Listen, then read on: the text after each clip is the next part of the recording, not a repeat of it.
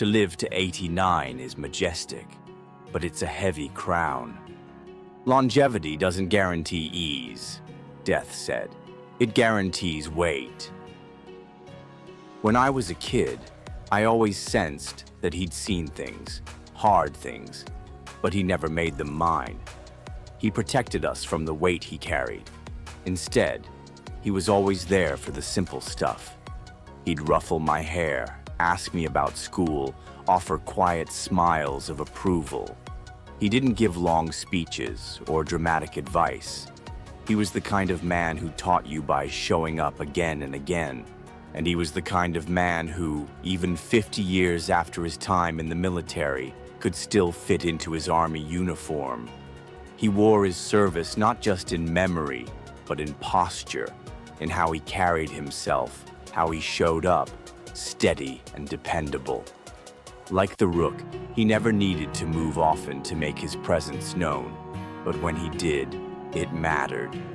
In the last decade of his life, every time I saw him, he'd reach into his wallet and hand me a $20 bill. "That's for gas money," he'd say. Didn't matter if I'd driven 10 minutes or flown across the country. It was always the same gesture, the same soft-spoken generosity. That was his way of staying useful, Death said quietly. I smiled. Yeah, he didn't want a speech. He just wanted to hand you a 20 and keep the world turning. It was his way of saying, I see you, I care, I want to help, even if it's small. There's a memory I often return to, one that makes me smile and wince at the same time.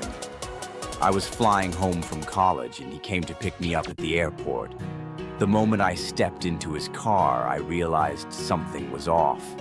His driving was not good. It wasn't just slow or overly cautious. It was unpredictable.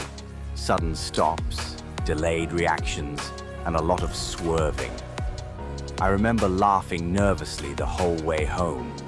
At the time, it was funny. A little scary, but funny. It didn't occur to me then that he was aging, that he was mortal. Death murmured, "We never see the Rook weaken until it does."